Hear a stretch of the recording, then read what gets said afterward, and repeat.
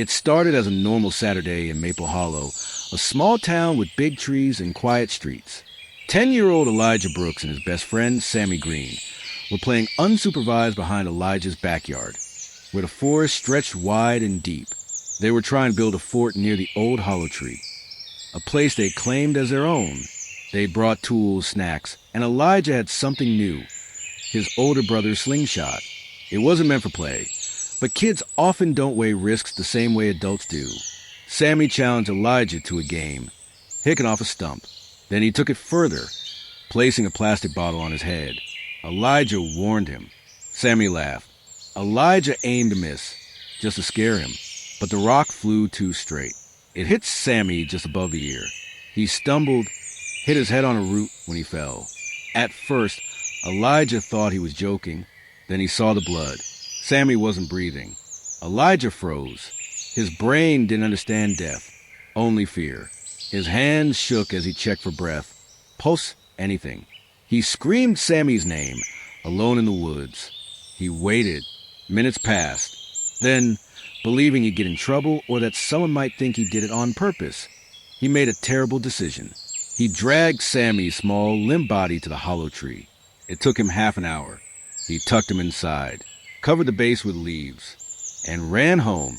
When his mother asked why he was so quiet, he said he was tired.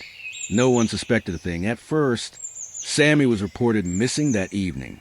Search parties combed the woods. By the third day, a search dog picked up the scent near the tree. A volunteer pulled back the brush and called for help. Elijah's world shifted in slow motion. The initial assumption was tragic. Sammy had wandered, tripped, and hit his head. But something didn't feel right to Detective Lena Hart, the lead investigator. There were inconsistencies. The body was hidden intentionally. No nearby signs of a fall. The head wound was more precise than what a tree root might cause. The autopsy revealed trauma consistent with small, fast-moving object. Not a fall. Hart spoke with classmates, teachers, parents. She discovered Elijah and Sammy were close. No known bullying, no fights. Then came a small but telling clue. Elijah's classmate mentioned Elijah had brought a slingshot to school the week before, showing off. When Hart interviewed Elijah, she was gentle. He was quiet, withdrawn, but his drawings caught her attention. Pages of a hollow tree and a boy lying inside it. The slingshot, later found in a creek behind Elijah's house, sealed it. When she returned to speak with him again, Elijah cracked. Not dramatically, just a quiet confession in a quiet room. I didn't mean to hurt him, he said, eyes fixed on his shoes. I thought he was playing. I thought he'd get up. Elijah was 10, too young for criminal prosecution under the law. But the incident was classified as a tragic accidental death due to reckless behavior. His parents enrolled him in long-term therapy. The town, torn between compassion and outrage, murmured for months. Sammy's parents never showed anger toward Elijah publicly. They, too, believe it had not been malicious. But some wounds go deeper than words. After a couple of weeks, Elijah and his family left the town and never looked back.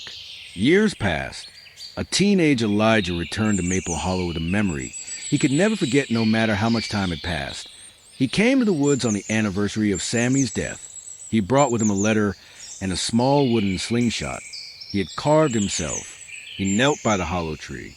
I wish I could go back. I'll carry this forever, but I'm sorry. With tears in his eyes, he placed the slingshot in the tree and left in silence, never looking back. In the end, the weight of his guilt became his sentence.